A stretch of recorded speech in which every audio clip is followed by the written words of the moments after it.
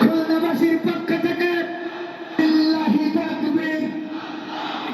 শেখ আহমদুল্লাহ রহমান যশোরবাসীর পক্ষ থেকে, খুলনাবাসীর পক্ষ থেকে নারায়ে তাকবীর, নারায়ে তাকবীর। শেখ আহমদুল্লাহ সাহেবের আগমন যশোরবাসী। আপনারা সবাই ভালো আছেন? আলহামদুলিল্লাহ, আলহামদুলিল্লাহ।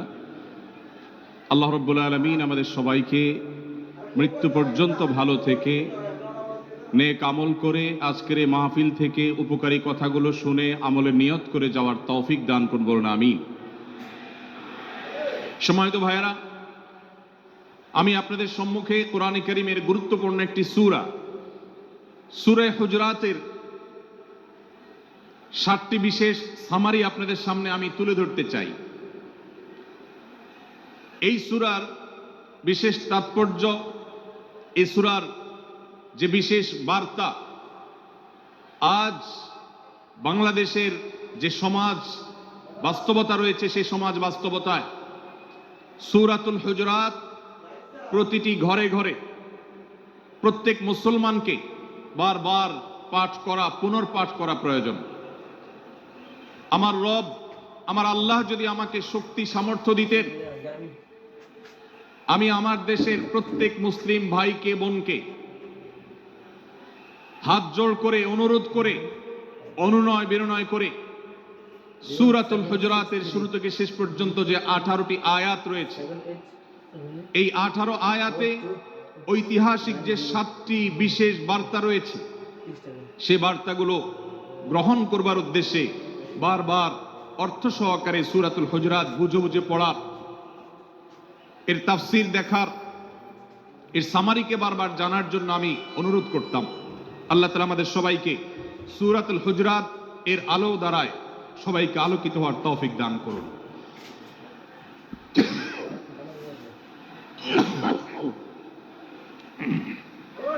সম্মানিত উপস্থিতি, আমি যে সূরার সামারি আপনাদেরকে বলতে যাচ্ছি, যে সূরাকে সামনে রেখে আজকের এই ঐতিহাসিক মাহফিলে কোরআনে কারীমের দেওয়া 7টি বার্তা দিতে চাইছি, সেই সূরার নাম হলো সূরাতুল হুজরাত। এই সূরা কোরআনে কারীমের 26তম পারায় অবস্থিত এবং এই সূরা কোরআনে কারীমের সূরার যে সিরিয়াল, সেই সূরার সিরিয়ালে 49তম সূরা। এই সূরার আয়াত সংখ্যা হলো 18।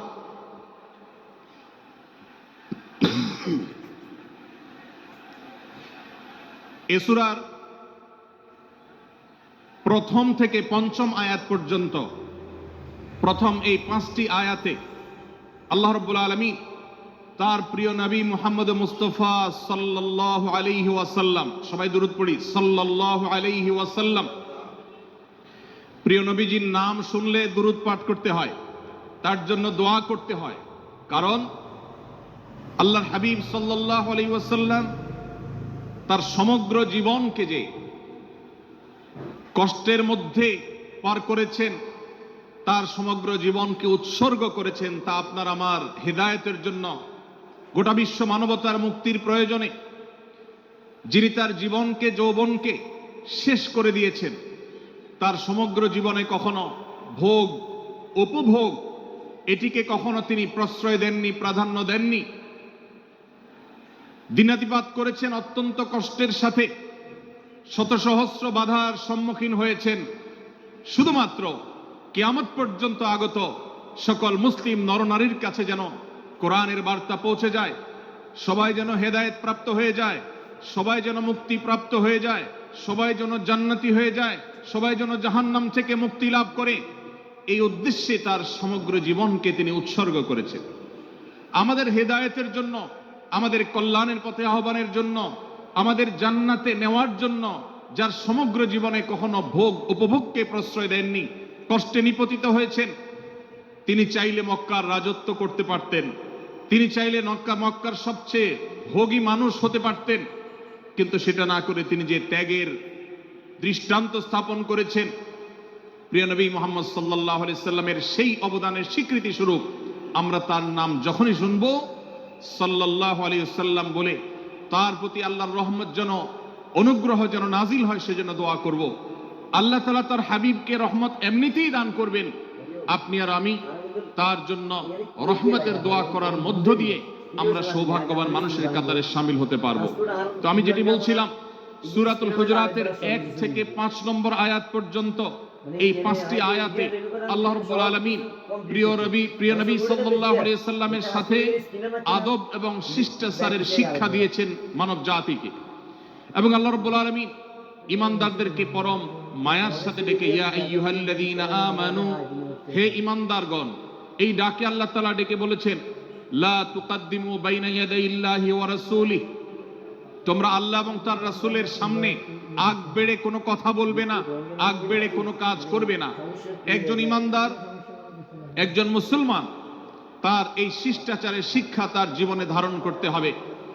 যখনই আল্লাহ কোনো কথা বলেছেন, আল্লাহ রাসূল সাল্লাল্লাহু আলাইহি সাল্লাম কোনো কথা বলেছেন, এটি নিশ্চিত হতে পারবো আমরা, তখন একজন ঈমানদার আর কখনো সেটার উপর কোনো কথা বলবে না, আগ বেড়ে কোনো কিছু করবে না, কোনো প্রকার সীমা লঙ্ঘন করবে না। ক্বালাল্লাহ ক্বালার রাসূল, আল্লাহ বলেছেন, আল্লাহ রাসূল বলেছেন, এটি শোনার পর সে তার আপদ মস্তককে সারেন্ডার করবে, সে নিজেকে আত্মসমর্পণ করবে। এর উপর তার কোনো যুক্তিকে, কোনো বুদ্ধিকে, তার কোনো মতামতকে সে সেখানে আর দাঁড় করাবার চেষ্টা করবে না। এটা একজন শিষ্টাচার বিশিষ্ট ঈমানদারের বৈশিষ্ট্য। কোরআন এই শিক্ষা আমাদেরকে দিয়েছে। ভাইরা আমার, এই শিক্ষাকে ধারণ করে আমরা যারা নিজেদেরকে মুসলমান দাবি করছি, আমাদের সম্মানীয় যারা আছেন, আল্লাহকে যেরকম আমরা সম্মান করি, আল্লাহ রাসূলকে যেরকম সম্মান করি, ঠিক একইভাবে আমাদেরকে যে সমস্ত মানুষগুলোকে সম্মান করার নির্দেশ করা হয়েছে, ওলামা একরাম রয়েছেন, আমাদের বাবা মা, বয়সে বড়, শিক্ষিত, এবং যারা আমাদের শিক্ষক বৃন্দ আছেন, এভাবে যারা আমাদের সম্মানের পাত্র আছেন, সে মানুষগুলোর সামনে আগ বেড়ে যেন কোনো কিছু না করি। সে আগ বাড়াটা কথার ক্ষেত্রে হতে পারে, চলার ক্ষেত্রে হতে পারে, আচরণের ক্ষেত্রে হতে পারে। এই শিষ্টাচারের শিক্ষা সূরা হুজুরাতের প্রথম আয়াতে আমাদেরকে দেয়া হয়েছে। প্রিয় ভাইরা আমার, আমাদের সমাজে আজ যে সমস্ত ভালো গুণের দুর্ভিক্ষ চলছে, ক্রাইসিস চলছে, অভাব চলছে, এর মধ্যে অন্যতম হলো আজ শিষ্টাচারের অভাব। আমাদের সমাজের চতুর্দিকে আপনি দেখতে পাবেন পরিলক্ষিত হচ্ছে। আমাদের শিশু থেকে নিয়ে কিশোর, যুবক থেকে নিয়ে মধ্যবয়স্ক, সকল শ্রেণী মানুষের মধ্যে আজ আদব এবং শিষ্টাচারের ভয়াবহ অভাব আমরা দেখতে পাচ্ছি। বিশেষ করে পশ্চিমা সংস্কৃতিকে আমাদের এই স্বদেশে, আমাদের এই মুসলমানদের সমাজে জোর করে পুশ করাবার, সে সমস্ত এজেন্ডাকে বাস্তবায়ন করবার যে প্রচেষ্টা এদেশের এক শ্রেণীর মানুষকে করতে দেখা যায়, তারা এদেশের সমাজের খাঁজে বাজে থাকা ইসলামের কৃষ্টি, কালচার এবং সংস্কৃতিগুলোকে ধুয়ে মুছে পরিষ্কার করবার জন্য শত সহস্র উদ্যোগ নিয়েছে। আমাদেরকে কোরআনের শিক্ষা ধারণ করে, কোরআনের শিক্ষাকে প্রচার করে, কোরআনের শিক্ষাকে প্রতিষ্ঠিত করে ব্যক্তির মধ্যে, ঘরে, পরিবারে, সমাজে, রাষ্ট্রে, সংবিধানে, আইনে, সংসদে, সর্বত্র কোরআনের শিক্ষাকে বাস্তবায়ন করে সেই সমস্ত ভিনদেশী অপসংস্কৃতি চাপিয়ে দেওয়ার ষড়যন্ত্রকে মোকাবেলা করতে হবে ইনশাআল্লাহ। ভাইরা আমার, আর সেজন্য সূরা হুজুরাতের এই শিষ্টাচারের শিক্ষা আমাদের জীবনে খুবই গুরুত্বপূর্ণ। আমরা যখনই কোনো সম্মানীয় ব্যক্তির কাছে আমরা থাকব, তাদের কথার উপরে কথা বলা, তাদের সাথে তর্ক করা, তাদের সামনে আগ বেড়ে কথা বলা, এমনকি তারা যখন চলবেন তাদের সামনে সামনে হাঁটা, এই সবগুলো কোরআনের এই শিষ্টাচারের যে শিক্ষা আছে এর পরিপন্থী। প্রিয় নবী সাল্লাল্লাহু আলাইহি সাল্লামের সময়কার একটি ঘটনা, এক ব্যক্তি তার বাবার সাথে হেঁটে যাচ্ছিলেন, বোঝা যাচ্ছিল না যে তাদের মধ্যে বাবাকে সন্তানকে। অনেক সময় বাপ সন্তানের বাহ্যিকভাবে দেখে বোঝা যায় না, এরকম কোনো কোনো ক্ষেত্রে হয়। জিজ্ঞেস করা হলো তাদেরকে, তোমাদের মধ্যে বাবাকে সন্তানকে? বলা হলো যে অমুক বাবা, অমুক সন্তান। তখন নির্দেশনা দেওয়া হলো যে সন্তান তার হাঁটা এবং চলার মধ্য দিয়ে এই বিনয়ের প্রকাশ ঘটাতে হবে, আনুগত্যের প্রকাশ ঘটাতে হবে, সম্মান এবং শ্রদ্ধার প্রদর্শন করতে হবে, যার মধ্য দিয়ে বোঝা যায় যে কে সন্তান আর কে বাবা, এটার জন্য জিজ্ঞেস করতে না হয়।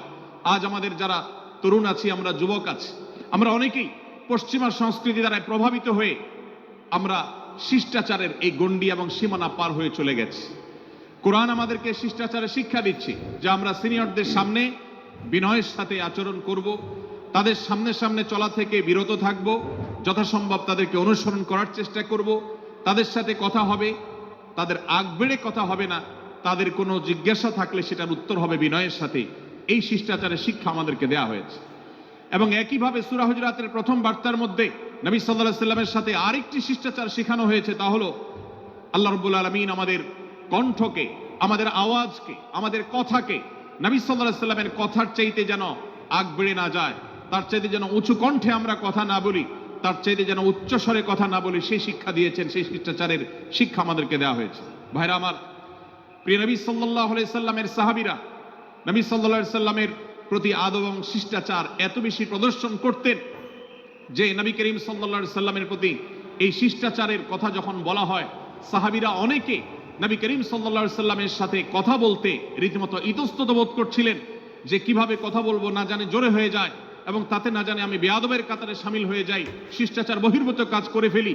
এবং আল্লাহ তাআলা যে সতর্কীকরণ করেছেন সূরা হুজুরাতের এই 1 থেকে 5 নম্বর আয়াতের মধ্যে, তার আওতায় আমি না জানে পড়ে যাই।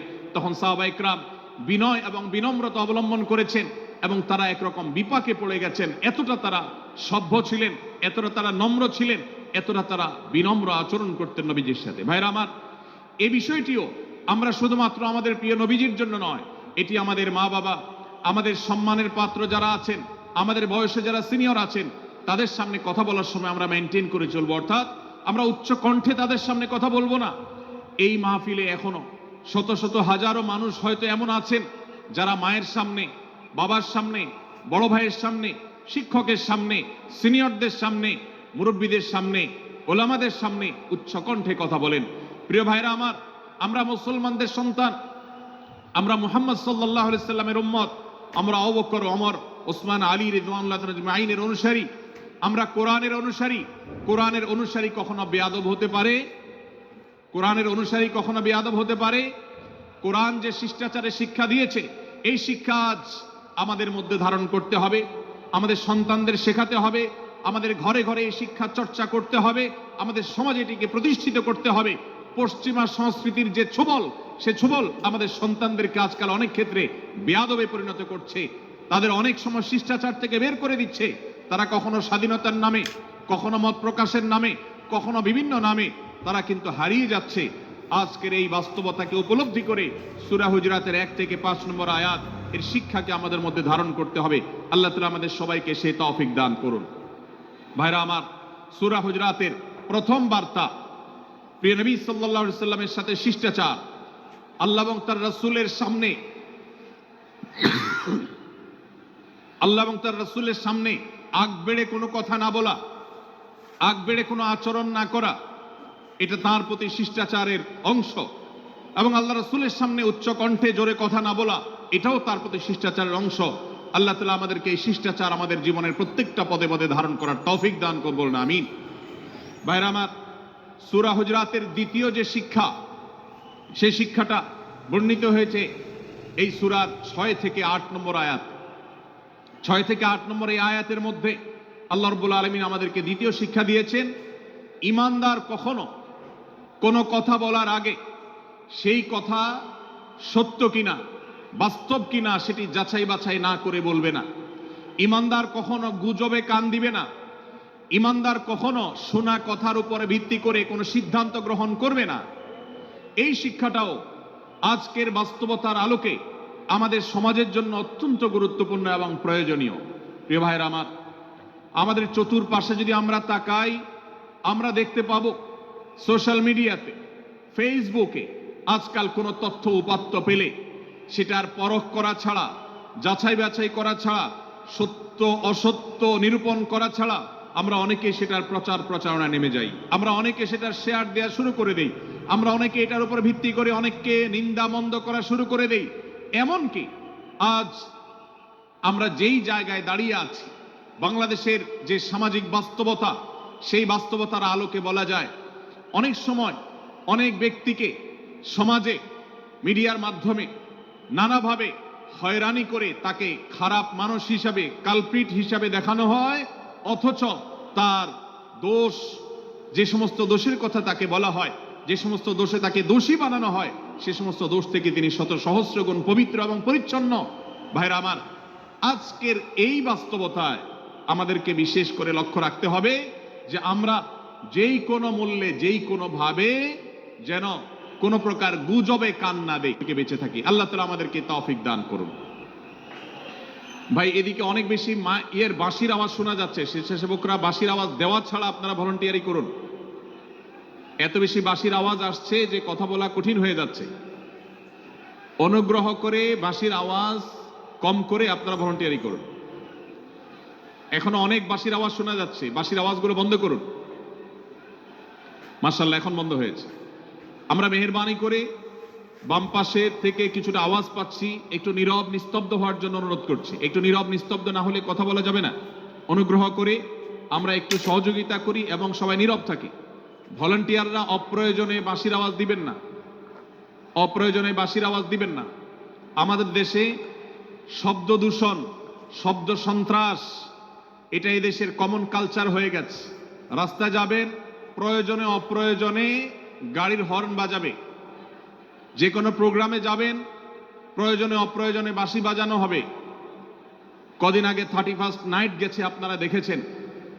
এত প্রচার প্রচারণা, এত সতর্কীকরণের পরেও, আইন শৃঙ্খলা রক্ষাকারী বাহিনী এত সতর্ক থাকার পরেও আপনারা দেখেছেন এক শ্রেণীর বুদ্ধি প্রতিবন্ধীরা তারা 31st নাইট উদযাপনের নামে শব্দ সন্ত্রাস করেছে। শত শত হাজারো মানুষের কষ্টের কারণ হয়েছে। প্রিয় ভাইরা আমার, ধর্ম হোক আর রাজনীতি, বিনোদন হোক আর আনন্দ হোক, যেই কোনো নামে যদি শব্দ সন্ত্রাস সৃষ্টি করে বা অতিরিক্ত শব্দ দূষণ করে, শব্দ সৃষ্টি করে মানুষকে অতিষ্ঠ করার কারণ হয়, সেটা কোনো সভ্য সমাজের দৃশ্য হতে পারে না। আমরা সেই ইসলামের অনুসারী যে ইসলামে আমাদের প্রিয় নবী সাল্লাল্লাহু আলাইহি ওয়াসাল্লাম মসজিদে নববীতে তার একান্ত পরিবেশের মধ্যে এক সাহাবী জোরে কোরআন তেলাওয়াত করছিলেন। তিনি তাকে বলছিলেন, তুমি কোনো বধির রবকে শোনাচ্ছ না, তোমার রব সবকিছু শুনতে পান, অতএব তুমি তোমার এই উচ্চ কণ্ঠের তেলাওয়াত দিয়ে আশপাশে মানুষের ডিস্টার্বের কারণ হবে না। আমরা সেই ইসলামের অনুসারী। অতএব ওয়াজ মাহফিলের মাধ্যমেও যাতে কোনো মানুষ অতিষ্ঠ না হয়, মাইক ব্যবস্থাপনা সেভাবে করাটাও মাহফিল কর্তৃপক্ষের যেমন কর্তব্য, ঠিক একইভাবে রাজনৈতিক সভা সমাবেশের নামে কিংবা বিয়ে বিনোদনের নামে যদি শব্দ সন্ত্রাস করা হয়, শব্দ দূষণ করা হয়, অতিরিক্ত শব্দ এর মাধ্যমে যদি মানুষকে অতিষ্ঠ করা হয়, তাহলে সেটি কখনো কোনো সভ্য সমাজের কাজ হতে পারে না। প্রিয় ভাইরা, এই জন্য আপনারা যারা তরুণ আছেন বয়সে, আপনাদেরকে আমি অনুরোধ করতে চাই, বিবাহ অনুষ্ঠানকে কেন্দ্র করে, আকিকাকে কেন্দ্র করে, নানা অনুষ্ঠানকে কেন্দ্র করে যে শব্দ সন্ত্রাস আমাদের দেশে হয়, এটি আমাদেরকে থামাতে হবে ইনশাআল্লাহ।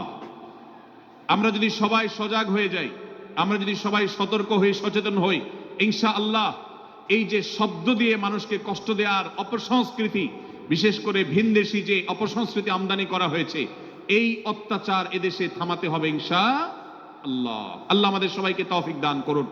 ভাইরা আমার, আমরা আমাদের আশেপাশে কোনো তরুণরা যদি এরকম শব্দ করে, গান বাজিয়ে অন্য মানুষকে অতিষ্ঠ করে, ঈদের সময় দেখা যায় বিশেষ করে সে সমস্ত যুবকদেরকে কাউন্সিলিং করতে হবে, তাদেরকে বোঝাতে হবে যে তোমার আনন্দ কখনো আরেকজনের বেদনার কারণ হতে পারে না। বহু হার্টের রোগী আছেন, বহু অসুস্থ মানুষ আছেন, বহু ছোট শিশু আছে যাদের কষ্টের কারণ হয়। বিধায় আমরা কখনো আমাদের শব্দ দিয়ে কাউকে কষ্ট হতে দিব না। আল্লাহ আমাদের সবাইকে তৌফিক দান করুন। মাশাআল্লাহ, অনেকটা নীরব নিস্তব্ধ হয়েছে। আমি যে জায়গাটা ছিলাম আবার সেখানে ফিরে যাই। সূরা হুজুরাতের দ্বিতীয় শিক্ষার কথা বলছিলাম ভাইরা। 6 থেকে 8 নম্বর আয়াত যদি আপনি পাঠ করেন সূরা হুজুরাতের, আপনি দেখতে পাবেন সেখানে আল্লাহ রাব্বুল আলামিন ঈমানদারদেরকে যেই কোনো সংবাদ, যে কোনো তথ্য, বিশেষ করে অনির্ভরযোগ্য সূত্র থেকে যখন পাবে, ফাসিক থেকে যখন শুনবে, যার ভিতরে আল্লাহর ভয় নাই সেরকম মানুষ থেকে যখন পাবে, সেই সংবাদ তথ্য উপাত্ত যাচাই করা ছাড়া সেই সংবাদ যেন বলে না বেড়ায়। আপনি শহরে যান কিংবা গ্রামে, শিক্ষিত দেখুন কিংবা অশিক্ষিত, সর্বশ্রেণীর মানুষের মধ্যে আজ এই ব্যাধি দেখতে পাবেন চরম আকার ধারণ করেছে। কারোর ব্যাপারে কোনো নেগেটিভ কথা শুনেছেন, কোনো মন্দ কথা শুনেছেন, সে কথার প্রচার প্রচারণা শুরু করে দেন। সেটা কি সঠিক কিনা, সেটা কি সত্য কিনা, সেটা কি যথার্থ কিনা, সেটা কোনো প্রপাগান্ডা কিনা, সেটা কোনো মিথ্যাচার কিনা, সেটা কোনো গুজব কিনা, এটা যাচাই করার প্রয়োজন অনুভব করে না। অথচ আমরা সেই মুহাম্মদ সাল্লাল্লাহু আলাইহি সাল্লামের উম্মত, যে মুহাম্মদ সাল্লাল্লাহু আলাইহি সাল্লাম আমাদেরকে সতর্ক করেছেন, কাফা বিল মারই কাযিবান আন ইউহাদ্দিসা বিকুল্লি মা সামিআ, কোন ব্যক্তি যা শুনে সেটাই যদি বলে বেড়ায়, তথ্য উপাত্ত যাচাই না করে, সেটাকে ভালো করে যাচাই বাছাই না করে, সেটাকে অনুসন্ধান না করে, সত্য সত্য নিরূপণ করবার চেষ্টা না করে, তাহলে সে মিথ্যাবাদী হওয়ার জন্য যথেষ্ট। এজন্য আজকের এই মাহফিল থেকে আমরা অঙ্গীকার করে যাব, আজকের এই মাহফিল থেকে আমরা নিয়ত করে যাব, এই মজলিসে বসে এই মুহূর্তে নিজে নিজে সংকল্প করব, আমার জীবনে সোশ্যাল মিডিয়া কিংবা ফেসবুকে, ইউটিউবে অথবা অফলাইনে আমার বাস্তব জীবনে আমি কখনো কোনো মানুষ সম্পর্কে যে কোনো তথ্য উপাত্ত পেয়ে ভুল কোনো ধারণা, মন্দ কোনো ধারণা কারো প্রতি পোষণ করব না। কোনো তথ্য উপাত্ত যদি পাই, কোনো সংবাদ যদি পাই অনির্ভরযোগ্য সূত্রে, তাহলে সেক্ষেত্রে সেটা যাচাই বাছাই করা ছাড়া আমি সেটাকে বিশ্বাস করতে যাব না। এটাই হলো আমাদের ঈমানের দাবি। ভাইরা আমার, একজন ঈমানদার এতটা সরল হবে না যে যা শুনবে সে সেটাকে বিশ্বাস করে বসবে। একজন ঈমানদার এতটা বাস্তবতা থেকে দূরে থাকবে না যে তিনি তার পাওয়া কোনো সংবাদকে অনুসন্ধান করবে না।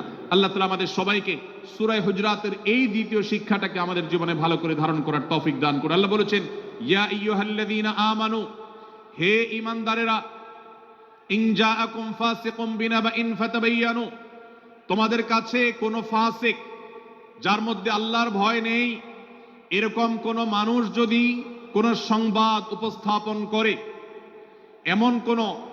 এমনকি গণমাধ্যমেও যদি কোনো সংবাদ প্রচারিত হয়, সংবাদদাতার মধ্যে যদি আল্লাহর ভয় না থাকে, সে যদি টাকার বিনিময়ে কারোর চরিত্র হনন করতে পারে, সে যদি অ্যাডভার্টাইজ পেয়ে কোনো কোম্পানির হয়ে দালালি করতে গিয়ে অন্য কারোর বিরুদ্ধে কোনো মিথ্যাচার করে, সে যদি বিদেশিদের এজেন্ডা বাস্তবায়ন করতে গিয়ে আলেম সমাজের চরিত্রকে কলঙ্কিত করে, কোনো ভালো মানুষকে দোষী হিসাবে সাব্যস্ত করে, তো আল্লাহ তাআলা আমাদেরকে সতর্ক করেছেন, ফাতাবায়ানু, সেই সংবাদ সত্য কিনা আমাদেরকে যাচাই করতে হবে। আন তুসিবু কওমান বিজাহালাহ ফাতুসবিহু আলা মা ফাআলতুম নাদিমিন, যদি আমরা যাচাই বাছাই না করে যা শুনি সেটাকে বিশ্বাস করতে থাকি, তাহলে আমরা এক সময় লজ্জিত হতে হবে, অনুতপ্ত হতে হবে আমাদের এই ভুল অবস্থানের কারণে। এজন্য ভাইরা, আজকের এই মাহফিল থেকে আমরা প্রতিশ্রুতি নিজের সঙ্গে নিজে দিয়ে যাব যে আমরা কখনো কোনো তথ্য উপাত্ত পেলে, কোনো সংবাদ পেলে, সেটাকে বিশেষ করে কারোর চরিত্র সম্পর্কিত যদি হয়, কারোর সম্পর্কে নেগেটিভ যদি হয়, তাহলে সেটাকে বিশ্বাস করবার আগে ভালো করে অনুসন্ধান করব। যতক্ষণ আমি নিশ্চিত না হব ততক্ষণ পর্যন্ত সেটার প্রচার করব না। আল্লাহ তাআলা আমাদের সবাইকে কোরআনের এই শিক্ষাটাও আমাদের জীবনে ধারণ করবার তৌফিক দান করুন। ভাইরা আমার, তৃতীয় যে শিক্ষা সূরা হুজরাতের, সেটি হলো আল্লাহ রাব্বুল আলামিন সূরা হুজরাতের 9 এবং 10 নম্বর আয়াতে ঈমানদারদের মধ্যে যদি কখনো মতভিন্নতা, মতপার্থক্য, যে এটা যদি মারামারিতে পরিণত হয়, ঈমানদারদের মধ্যে যদি কখনো দুই পক্ষ গন্ডগোল এবং ফাসাদের মধ্যে লিপ্ত হয়ে যাওয়ার মতো দৃশ্যের অবতারণা হয়, তাহলে আমরা যেন আমাদের মুসলমান ভাইদের ঘর পোড়ার মধ্যে আলু পোড়া দিতে না যাই। আমরা যেন আমাদের মুসলমান ভাইদের মধ্যকার বিভেদকে আরো বৃদ্ধি করতে সহায়তা না করি। আমরা যেন মীমাংসার পথ অবলম্বন করি। আমরা যেন তাদের মধ্যকার সম্পর্কের যে অবনতি হয়েছে সেটাকে দূর করবার চেষ্টা করি।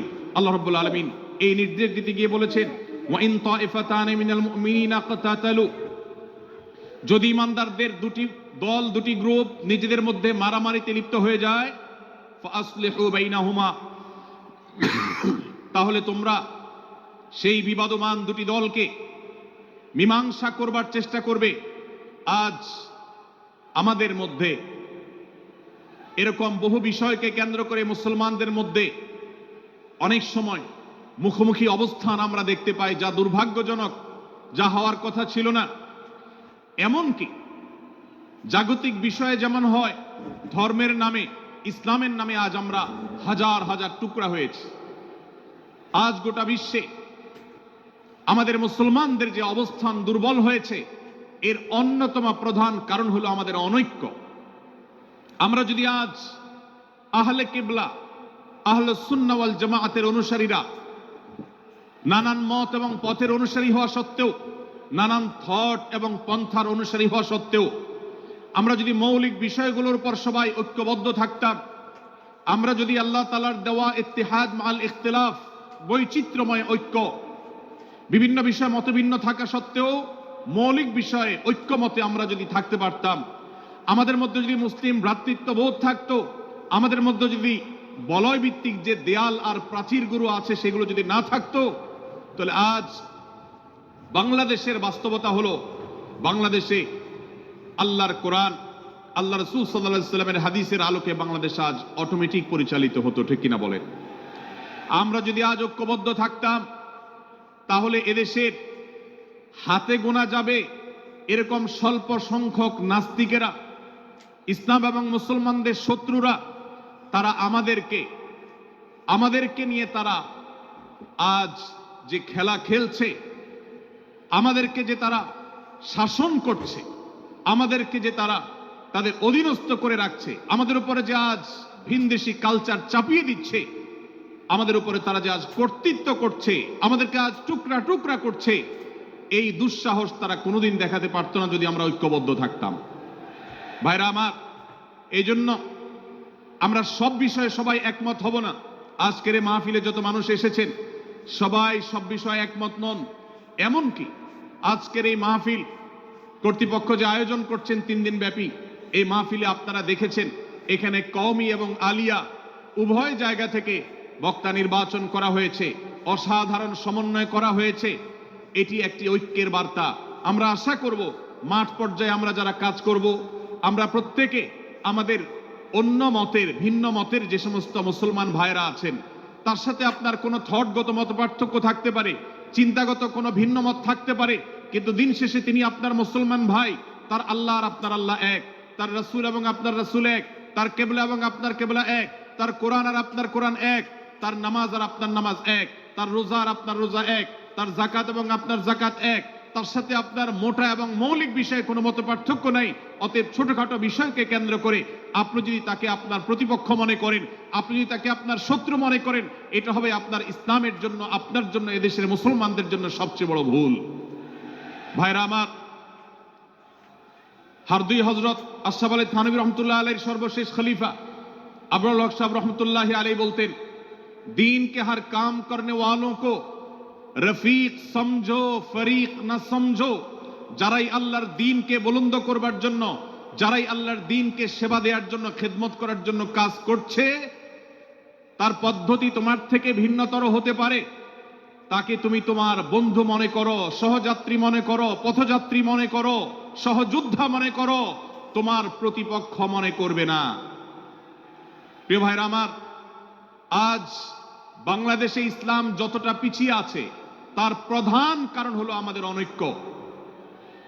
আজ আমরা যদি আমাদের মধ্যকার যে সমস্ত দেয়াল এবং প্রাচীরগুলো, অদৃশ্য প্রাচীরগুলো উঠে আছে, যেগুলো আমাদের মুসলিম ভ্রাতৃত্বকে ভেঙে খান খান করে দিয়েছে, টুকরো টুকরো করে দিয়েছে, যদি আজ আমরা সে সমস্ত অদৃশ্য প্রাচীরগুলো দূরে সরাতে পারতাম, আমার ভিন্ন মতের ভাইকে যদি আমার ভাই মনে করতে পারতাম, তার যদি আমি কল্যাণকামী হতে পারতাম, আল্লাহর কোরআনের ঘোষণা অনুযায়ী এই মুসলমানদের ঐক্যবদ্ধ শক্তিকে দমাবার শক্তি পৃথিবীর কারোর নাই, কারোর নাই, কারোর নাই।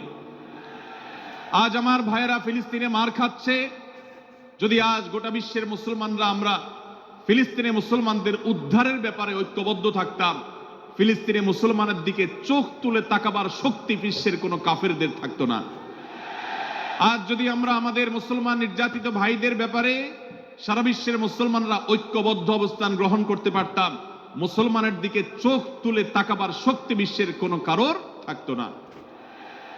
ভাইরা আমার, গোটা বিশ্বে ঐক্য প্রতিষ্ঠা করা আপনার আমার মতো সাধারণ মানুষের দ্বারা হয়তো সম্ভবপর হবে না, কিন্তু আমরা যারা মাঠ পর্যায়ে কাজ করছি, আমি আপনাদেরকে করজোড় করে অনুরোধ করতে চাই, আমি জানি আপনার এলাকাতে, আপনার মহল্লাতে আপনার সাথে অন্য মুসলমান ভাইদের অনেক ক্ষেত্রে মতভিন্নতা আছে।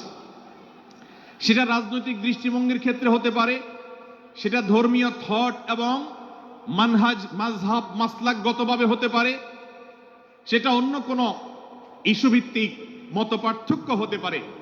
আল্লাহর জন্য, আল্লাহর ওয়াস্তে, আল্লাহর ওই আয়াতকে মেনে আমল করার চেষ্টা করি আমরা। আল্লাহ বলেছেন, ওয়া'তাসিমু বিহাবলিল্লাহি জামিআন ওয়া লা তাফাররাকু, তোমরা আল্লাহর রশিকে সবাই ঐক্যবদ্ধভাবে আঁকড়ে করে ধরো, ঐক্যবদ্ধভাবে আল্লাহর রশিকে আঁকড়ে ধরো, তোমরা পরস্পর বিচ্ছিন্ন হয়ে যেও না।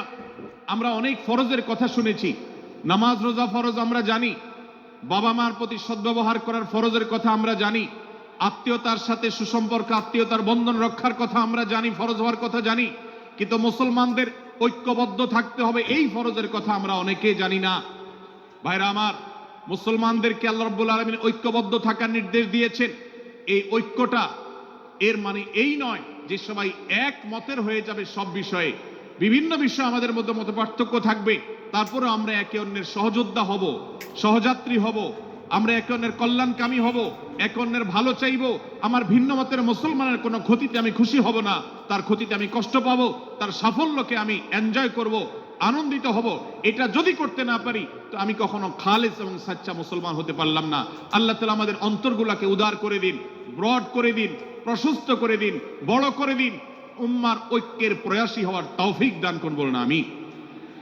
ভাইরা আমার, আমরা মহল্লায় মহল্লায়, এলাকায় এলাকায়, মসজিদে মসজিদে, আমাদের নিজস্ব বলয়ে, নিজস্ব অঙ্গনে আমরা চেষ্টা করব ভিন্ন ভিন্ন মতের মুসলিম ভাইকেও আমার ভাই হিসাবে আঁকড়ে ধরার, আপন করার। ডক্টর খন্দকার আব্দুল্লাহ জাহাঙ্গীর রাহিমাহুল্লাহ এই অঞ্চলের সন্তান। তিনি বলতেন, বেদাতে লিপ্ত কোনো মুসলমান, তার ব্যাপারেও আমি মনে করি আমার ভাই ভুলের মধ্যে আছেন, তার ব্যাপারে আমার মায়া মমতা কাজ করে, আমি তার কল্যাণকামী, তাকে আমার ভাই মনে করি। ঠিক একইভাবে আমার কোনো মুসলমান ভাইয়ের সাথে যদি আমার ভিন্ন মতের কারণে আমার মনে হয় যে তিনি ভুল পথে আছেন, তারপর তাকে আমি শত্রু ভাববো না, তার অকল্যাণ আমি চাইবো না। আজ বাংলাদেশের বাস্তবতায় যদি আমরা তাকাই, দেখতে পারবো ইসলাম এবং মুসলমানদের যত শত্রু আছে, আমরা দেখেছি গত কয়েক যুগ ধরে তাদের নিজেদের মধ্যে হাজারো বিভক্তি, হাজারো মত পার্থক্য থাকা সত্ত্বেও মুসলমানদের শত্রুতা করার ব্যাপারে তারা সবাই ঐক্যবদ্ধ। অথচ আমরা মুসলমানরা, আমাদের আল্লাহ, আমাদের রাসূল, আমাদের কোরআন, আমাদের কিবলা, আমাদের সবকিছু এক হওয়া সত্ত্বেও ছোটখাটো বিষয়কে নিয়ে আমরা আমাদের মধ্যকার বিভেদের প্রাচীরগুলোকে দাঁড় করিয়ে রেখেছি, যার কারণে আমরা গোটা বিশ্বে যেমন মার খাচ্ছি, আমাদের এই প্রিয় মাতৃভূমিতেও আমরা সংখ্যায় সবচেয়ে বেশি হয়েও আমরা কালচারালি মাইনরিটি হয়ে আছি, সংস্কৃতিতে আমরা সংখ্যালঘু হয়ে আছি। সব ক্ষেত্রে আমাদেরকে ইগনোর করা হয়।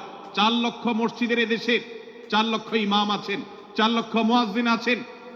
এই মসজিদগুলো এদেশে, এর নেটওয়ার্ক যতটা শক্তিশালী, এদেশের সকল রাজনৈতিক দলগুলোর নেটওয়ার্ককে যদি একত্র করা হয়, মসজিদগুলোর মতো এতটা শক্তিশালী নেটওয়ার্ক এদেশের সমাজে নাই। কিন্তু ওলামা একরামকে ইগনোর করা হয়, মুসলমানদের ইগনোর করা হয়। এদেশের আইনে কোরআন এবং সুন্নাহ, এদেশের মুসলমানদের ধ্যান ধারণাকে কখনো বিবেচনায় আনা হয় না। এই যে মুসলমানদের আজ দুরবস্থা, এর অন্যতম প্রধান কারণ হলো আমাদের হাজার হাজার ভাগে বিভক্তি। এই বিভক্তির দেয়ালগুলোকে তুলতে হবে কি হবে না? যদি হয় তাহলে আপনি নিজে থেকে শুরু করে দিন। আপনি যেই মতই লালন করেন না কেন, আপনার ভিন্ন মতের মুসলমানকে আপনি ভাই মনে করবেন, তার সাথে বুক মিলাতে আপনার কষ্ট হবে না, তার সাথে বসতে আপনার অসুবিধা হবে না। ভিন্ন মতের আলেম, এক মতের আলেম আরেক মতের আলেমের সাথে বসতে অসুবিধা হবে না। এক মতের অনুসারী আরেক মতের অনুসারীকে ভাই বলতে অসুবিধা হবে না। আমরা সোশ্যাল মিডিয়াতে নিজেদের মধ্যে কামড়াকামড়ি করব না, নিজেদের মধ্যে আমরা ঝগড়া বিবাদ করব না। এবং যদি কেউ বিবাদে লিপ্ত হয়, সূরা হুজরাতের 9 এবং 10 নম্বর আয়াতের শিক্ষা বলছে, মুসলমানদের মধ্যে দুটি দল যদি মারামারিতে লিপ্ত হয়, তুমি সেখানে গিয়ে খোঁচাখুচি করে মারামারি বানানোর তো প্রশ্নই ওঠে না। বরং আল্লাহ বলছেন যে ফাসলিহু বাইনাহুমা, তাদের উভয়ের মধ্যে মীমাংসা করবার জন্য তুমি উদ্যোক্তা হও, তুমি উদ্যোগী হও। ভাইরা আমার, আমরা অনেকেই হয়তো জেনে থাকবো মিথ্যা এটা আল্লাহর জমিনের সবচেয়ে বড় জঘন্য অপরাধগুলোর মধ্যে থেকে একটি। একজন মুসলমান কোন অবস্থাতে মিথ্যা বলতে পারে না, কিন্তু কোন মুসলমান যদি অন্য মুসলমানের সাথে কখনো বিবাদ বিতণ্ডায় লিপ্ত হয়ে যায়, দুজন মুসলমান বা দুটি বলয়, দুটি পক্ষ, দুটি গোষ্ঠী মুসলমানদের তাদের মধ্যে যদি কোনো বিষয় যদি ভুল বুঝাবুঝি তৈরি হয়, ভিন্ন মত সৃষ্টি হয়, একে অন্যের সাথে শত্রু ভাবাপন্ন হয়ে যায়, তাহলে তাদের দুইজনের মধ্যে বা দুই পক্ষের মধ্যে মীমাংসা করবার জন্য কেউ যদি মিথ্যা কথাও বলে, অর্থাৎ আপনি এক পক্ষের কাছে গিয়ে বললেন, ভাই আপনি যাকে এত খারাপ মনে করছেন, যার ব্যাপারে আপনি এতটা রাগান্বিত হয়ে আছেন, আমি তো জানি তিনি আপনার ব্যাপারে অনেক সফট চিন্তা রাখেন, আপনার ব্যাপারে অনেক ইতিবাচক ভাবনা রাখেন, আপনার ব্যাপারে অনেক সুধারণা পোষণ করেন। আপনি যদি একজন মুসলমানের কাছে গিয়ে, এক পক্ষের কাছে গিয়ে যদি এই কথাটা বলেন, বাস্তবে তিনি যদি এটা নাও বলেন, তারপরেও আপনি যদি এই মিথ্যা কথা বলেন, এই মিথ্যা এটা শুধু জায়েজ নয়, বরং এই মিথ্যাটা এর মাধ্যমে আপনি যে তাদের পরস্পরের সম্পর্ককে ভালো করার চেষ্টা করেছেন, এর মাধ্যমে আপনি আল্লাহর কাছে নেকি এবং সওয়াব পাবেন ইনশাআল্লাহ। ভাইরা আমার, তাহলে দুজন মুসলমান, দুটি পক্ষ, দুটি দল, দুটি বলয়, দুটি গোষ্ঠী যদি কখনো ভিন্ন মত তাদের মধ্যে তৈরি হয়, সেটা যদি মারামারিতে গিয়ে পৌঁছায়, সেটা যদি বিবাদ বিতণ্ডা পর্যন্ত গিয়ে পৌঁছায়, আমাদের কাজ হবে মধ্যে থেকে সেটাকে মীমাংসার মাধ্যমে দূরত্বকে কমানোর। আমরা কখনো দূরত্ব বাড়াবো না, পারলে দূরত্ব কমাবো। ডক্টর খন্দকার আব্দুল্লাহ জাহাঙ্গীর রহমতুল্লাহ আলাইহি একটা কথা বলতেন, মুসলমানদের বাড়িতে যে আগুন লেগেছে, বিভেদের আগুন, মতবিরোধের আগুন, মত পার্থক্য, এটা মতবিরোধে যে পৌঁছে গেছে, এ আগুন তিনি বলতেন, আমি নিভাবার মতো শক্তি আমার নাই, এত পাওয়ার নাই যে বহুদা বিভক্ত মুসলমানদেরকে আমি ঐক্যবদ্ধ করে ফেলবো, এত শক্তি আমার হাতে নেই। কিন্তু একটা শক্তি আমার কাছে আছে ভাই, সেটা হলো যে বিবাদমান মুসলমানদের মধ্যে বিবাদ যেন আর না বাড়ে, বিবাদের যে আগুন লেগেছে সে আগুনে যেন আর ঘি ঢালা না হয়, কেরোসিন ঢালা না হয়, সেজন্য আমি ভূমিকা রাখতে পারি। আমি আপনাদেরকে বিনয়ের সাথে অনুরোধ করতে চাই, যত বিষয় নিয়ে আমাদের মুসলমানদের পরস্পরের মত পার্থক্য আছে, হতে পারে সেটা মাসআলা নিয়ে, হতে পারে সেটা রাজনৈতিক অবস্থানকে কেন্দ্র করে, হতে পারে অন্য কোনো বিষয়কে কেন্দ্র করে, আল্লাহর ওয়াস্তে আপনি বিভেদ মিটাতে পারেন আর না পারেন, বিভেদ যেন না বাড়ে সেজন্য আপনি অবস্থান গ্রহণ করবেন, বিভেদ বাড়ার ক্ষেত্রে কোনো ভূমিকা পালন করবেন না, এবং সব সময় উম্মার ঐক্য প্রয়াস চাইবেন, প্রয়াস চালাবেন, উম্মার ঐক্য চেষ্টা করবেন। আল্লাহর কাছে আপনি যে দোয়াগুলো করেন, এর মধ্যে একটা দোয়া যেন এটাও থাকে, হে আল্লাহ, আমরা বহুদা বিভক্ত হয়ে গেছি, আমরা টুকরা টুকরা হয়ে গেছি, যার কারণে তোমার ভাষ্য অনুযায়ী ফাতাফশালু ওয়া তাযহাবা রিহুকুম, আজ আমাদের শক্তি শেষ হয়ে গেছে, আমরা দুর্বল হয়ে গেছি।